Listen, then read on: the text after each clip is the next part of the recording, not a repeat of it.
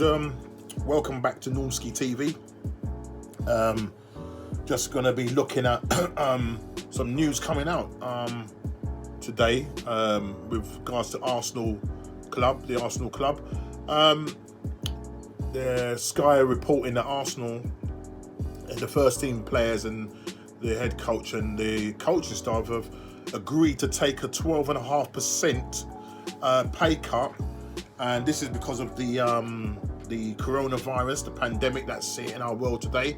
And the Premier League team says that some of the money could be repaid if the club meets certain, saying here, certain targets coming in the coming season. I would probably think maybe looking at getting back into Champions League, that might be one of the targets where they could recoup that money back. But obviously they've got to hit those targets, and there's also the case of the actual season progressing, because if the season doesn't happen, then what? So it's come out that Arsenal have agreed a 12.5% pay cut, which you're looking at. I've read somewhere when they were in talks about this 12.5% that they could be saving anywhere in the region of £20 million in wages, which is really good. Now, I don't know if that is £20 million of wages in a year, or if that's £20 million of wages weekly. I don't know the exact figures, but that was the figure that was touted or mentioned. So that's good to see. I'm just going to read the actual statement that came up from the Arsenal club, and it says, a statement read, "We are pleased to announce that we have reached a voluntary agreement with our first team players, head coach and core coaching staff to help support the club at this critical time. The move follows positive and constructive discussions." And it says, "In these conversations, there's been a clear appreciation of the gravity of the current situation caused by COVID-19 pandemic, and it's a strong desire for players and staff to show their backing for the Arsenal family." It goes on to say, the reduction of the total annual earnings by 12.5% will come into effect this month, with the contractual paperwork being completed in the coming days. They also go on to say, if we meet, as I said, specific targets in the season ahead, primarily linked to the success on the pitch, the club will then repay these agreed amounts. We will be able to make those repayments as hitting these targets, which the players can directly influence, and will mean our financial position will be stronger. The agreement is based on the assumption we will finish the season 2019-20 and receive the full broadcasting revenues. The resulting savings will help cover some of the financial risks we have this season in relation to our match day and commercial income. We are proud and grateful to our players and staff for pulling together to support our club, our people and our community in these unprecedented times, which some of the most challenging we have faced in our history. The arrangement is voluntary, but the overwhelming majority of the Arsenal players have agreed to the pay cut. A small number of players have yet to agree, but the offer to take the 12.5% will remain on the table, so they could still do so in the future. That's interesting. After reading the full statement, I didn't realise that some of the players are still thinking about, taking this pay cut. But they're saying the deal is still on the tables. It looks like the majority of players have done it, but there are some players that haven't actually come to an agreement yet. So who those players are, who knows? I would like to speculate. One in the likely, possibly Mr. Ozil, possibly. Don't quote me on that. Tell me, who do you think in the comments who have not decided to agree on taking this 12.5% pay cut? It'd be interesting to just spout some names out there. It's up for discussion to see who hasn't taken the 12.5%. But it is good to see that Arsenal are leading on this front in terms of taking this pay cut. And as you rightly say, it's about helping, the future of the club, and it will hopefully put them in good stead for the future. and it's very, very important that they, the whole club comes to this agreement. And I know the executive have also deferred their payments or taken a pay cut for the next 12 months, which is also good. So Arsenal, obviously a very prudent club. They're very much a club that's the money that they get in is more about them controlling their finances rather than relying on external finances from other people. In terms of, you take Stan Kroenke for argument's sake. I know he said he's going to put some cash injection, but he's not. Arsenal are the sort of club that will get an owner in and then they just spend big. They're a self-sustaining club. That's what I probably meant to say earlier on. They're more of a self-sustaining club, and so they're not going to think that way. So that's what's happening. They're taking a 12.5% pay cut. There are still some players that are to agree on it. Who they are, don't know. But as I said, put it down in the comments. You'd be interested to know who they are and their reasons for doing it. So it means savings. But, the other big question is, will the season come to an end? This 2019-2020 season, will it come to an end? Because at the moment, we're still on lockdown for another 3 weeks. That will take us into May. And they're saying that the actual Premier League won't probably resume until June. So there's a lot of work to be done still ahead. And it's all dependent on, the government guidelines and what the recommendations are in terms of, people and industry and stuff going back to normal. So that is going to be really interesting.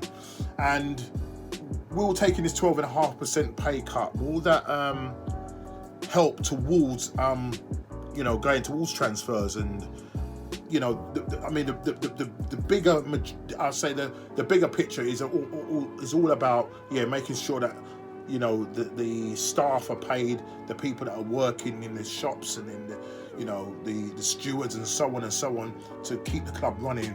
That is very much important, but we need to still see something on the pitch. Now, that money that's coming in from Stan Kroenke here, where they said he's going to inject some money in, will that be able to go towards stuff going on the pitch in terms of our transfer dealings? That again is going to be interesting as well in terms of how we go about doing that. And I think it's good that Arsenal are leading on this front. There are probably going to be other clubs that will follow suit, but it's good to see that Arsenal are the sort of first club to go ahead and take this pay cut, with other clubs to obviously follow suit, and that's the plan. But the picture is bigger than just Arsenal. It's the Premier League. You talk about the sponsors, and whilst there's no Premier League, whilst there's no football going on, they've got a load of people that are invested in the Premier League, and so therefore they're going to want their money. So they really can't afford for this league to be null and void, because they're going to be losing out on a lot of money. And if that is the case, then these sponsorships and money that's coming in, from Sky and from other broadcasters, what's going to happen there? That's the thing. What is going to happen there? And it's gonna be difficult. It is going to be difficult, and I know other people have been talking about it on their other fan channels and saying that there probably won't be no money to spend in the summer because of the unprecedented situation that's happening with us. And interestingly enough, Damien Comolli, should I say, who's the former Liverpool and Tottenham director of football, actually came out and told, I think he spoke to possibly Sky, that there are going to possibly only be 3 Premier League clubs that will be able to spend money this summer. Now, the question bids, will that be Arsenal? Will we be in that number 3? Will we? Well, we're not. We'll tell you what now. If we're not in number 3, I doubt if we're going to be number 4. We're not even in the top 4. So we haven't had Champions League money for a good few years. So the chances are, I don't know if we're going to make that number, but he's saying that there's only going to be 3 clubs this summer that's going to be able to make any sort of transfer dealings this summer. And it reads that many of this summer's usual big money deals are expected to go on the back burner, with football currently suspended due to this coronavirus pandemic. And he goes on saying Comoli has heard that only three clubs will be able to spend money in the next transfer window as clubs look to rebuild their finances, which is very true, because there's no money coming in. Matchday funds, matchday income, that's not coming in. Shirt sales, merchandise, a lot. With no football happening, nobody going to the stadiums, then where's the finance coming? No sponsorship deals. I'm supposing that the sponsors would have possibly suspended any money's going out. I don't know how it works out, the business of it. I don't really know too much about the business side of it, but you would think that they will be sort of holding back until the Premier League resumed. And it says that, he goes on to say, then the agent was telling me the other day that there were only actually 3 clubs in the Premier League who will be able to spend the money next summer in the transfer window. And this is what Sky Sports, I'm just reading the quotes from Sky Sports. He goes, I don't know if this is correct, but usually when agents tell you things like this, they usually get intel. He goes on to say, we might see very little transfer activity. We might see swaps, we might see loans, and I think we're going to see a massive decrease in transfer fees and transfer activity, at least transfers involving money. It also goes on to say the longer this crisis goes on, more clubs are going to be financially in difficult situations.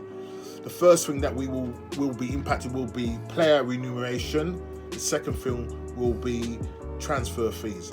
And then he goes on to say, reading between the lines, it would appear that it would be 3 out of the clubs that would like to be able to spend, which would probably be Man United, who are washed with money, Man City, Liverpool and Chelsea, who will be able to make significant purchases.